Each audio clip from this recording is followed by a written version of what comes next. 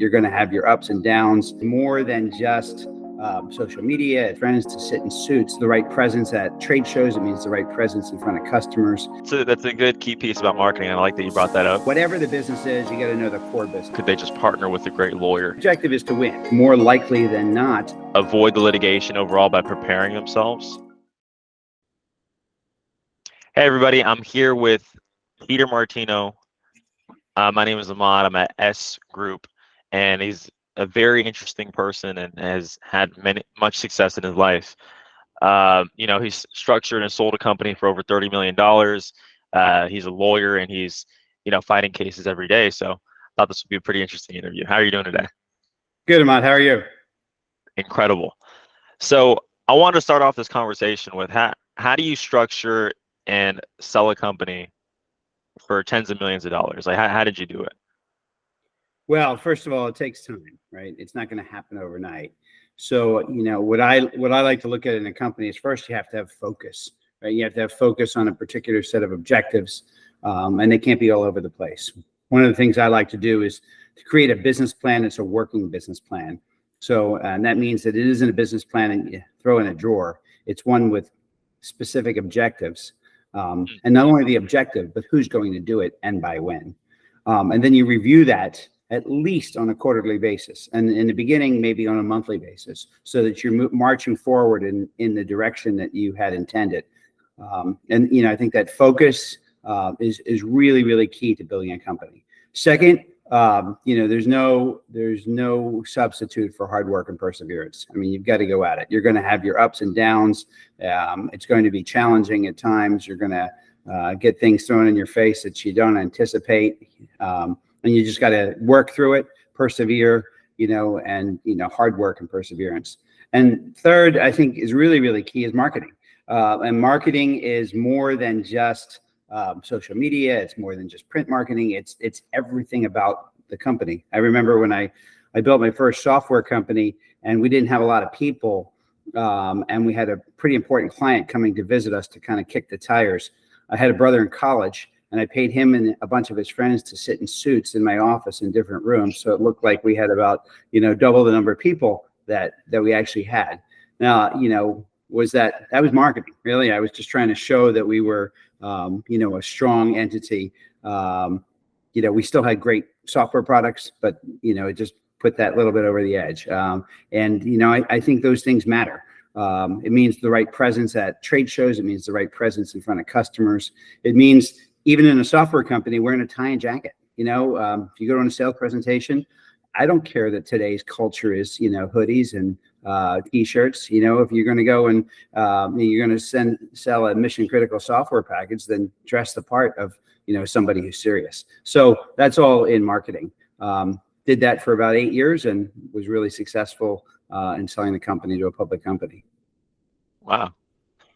And so that's a good key piece about marketing. I like that you brought that up.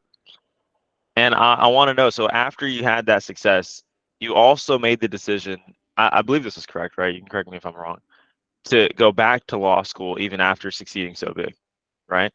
I did. Why'd you make that? Okay, good. So I had never been to law school before, and had something that I had wanted to do, but there's a bigger reason than that. What I learned in business was that I look at a business like a three-legged stool, right? So imagine a three-legged stool. In order to stay straight, each of those legs has got to be, strong and straight. One of them is the business of the business. You got to know whatever the business is, you got to know the core business. Second, and really important for most people and for everybody that's, going to invest in you and potentially buy you, is the finances. You got to know the finances of the business cold. If you're running a business, you got to be able to do it on the back of an envelope. You got to be able to expand upon it. You got to know the details as well. And the third part of that stool is the legal aspects. If you don't have the legal foundation and the legal aspects down sound, then that stool can fall over. Now, when I was in business, even in my first company and subsequent companies I've run, we have either sued or been sued or both. The question is, do you want to have that legal aspect? Do you want to be dependent on experts that you hire? And they may be good, they may not be good. They may have great results or not. But I guarantee you that if you know the rules of the game, If you play Monopoly knowing the rules, you're going to be better off than if you play Monopoly not knowing the rules. And I felt that going to law school gave me that competitive edge that I could use either as a lawyer or in business. Okay. And do you think that people should be going to law school to have these skills, or could they just partner with a great lawyer? Well, it depends. Not everybody has the financial flexibility to go to law school in midlife. I went at 40 years old. Yeah. I figured it cost me about $1 million to go to law school because I had to go 3 years with absolutely no income and supporting a family of 4 or 5. Plus, I had to pay for tuition, books, transportation, etc. So, it's a pretty big nut to crack to be able to do that midlife. So you don't necessarily have to go to law school if you partner with a great lawyer. That said, if you have the means and you have the inclination, I would advocate a law degree, perhaps earlier on in life than when I went. I love that. So what do you help people with now?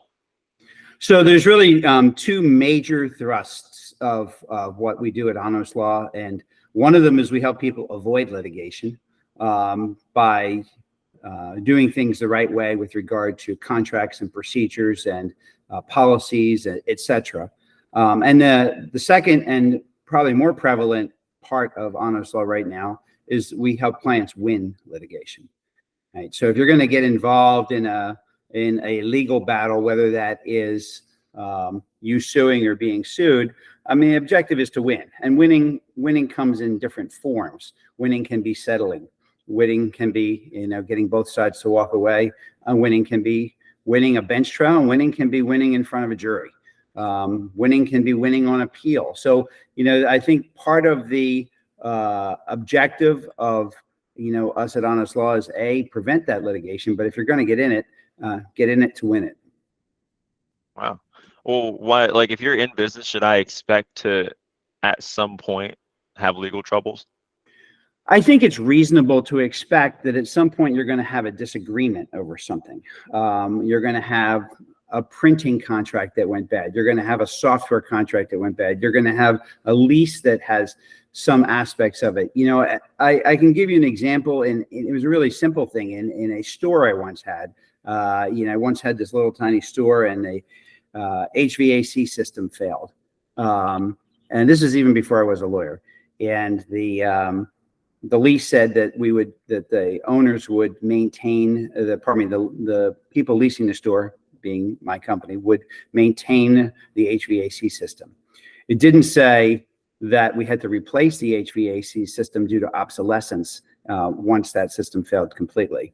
So once it did fail completely, based on it being 30 years old, the landlord said, "Nope, you've got to maintain it, so it's on you." And I said, "Well, nope, that's not the way the contract is written, and that's not what we intended, and that wasn't the meeting of our minds." So we ended up in court, and I won. And the landlord paid for the new HVAC system. That was again before I was a lawyer, and it was a small claims court, but it worked out pretty well. And it was just indicative of the fact that you can have a difference of opinion even when everything else is copacetic. That on a particular contract or in a particular business relationship, I think it's more likely than not that at some point you're going to have some sort of legal issue. It could be an employee you fire. It could be an employee you don't hire.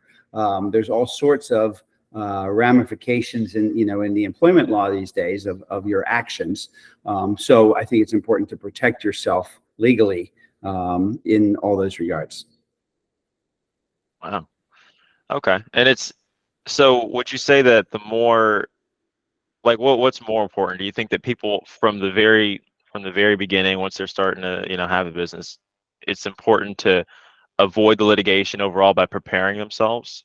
Yeah, litigation is very distracting to the business. You want your business to operate in the business, right? You want it to sell the product or services that you have, and you want to make money and have a profit. You don't want to be tied down in needless legal disputes. So that means from the get-go, have strong policies, follow the right procedures for the type of company that you are.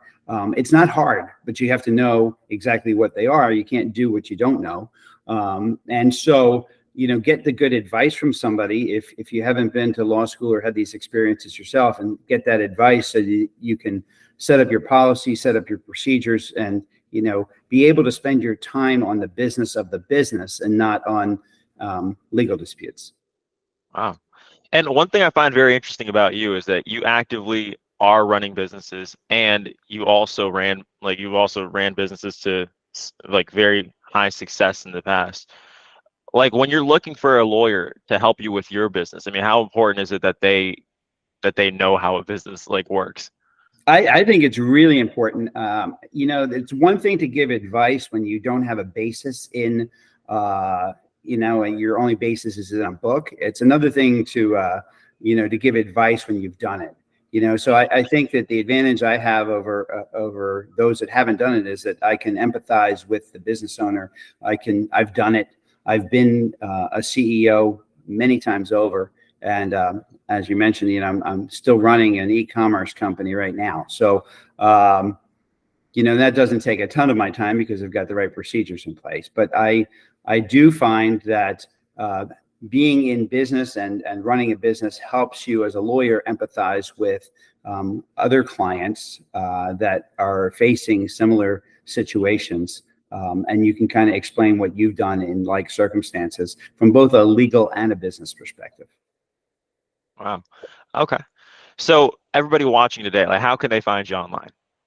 We're at honoslaw.com. That's HONOS law.com. Honos was the Roman god of honor. And when Alexi Silverman and I started Honos Law, rather than setting up something like Martino Silverman or Silverman Martino, or, as we added other partners or et cetera, and changed the name, we figured we would just go with, Honos Law. And it was easy to remember, and it was also something that we felt it was indicative of the way that we wanted to serve our clients with honor.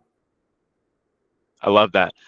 Okay, Peter Olick, I really appreciate your time. Thank you for giving the S Group some amazing content to post.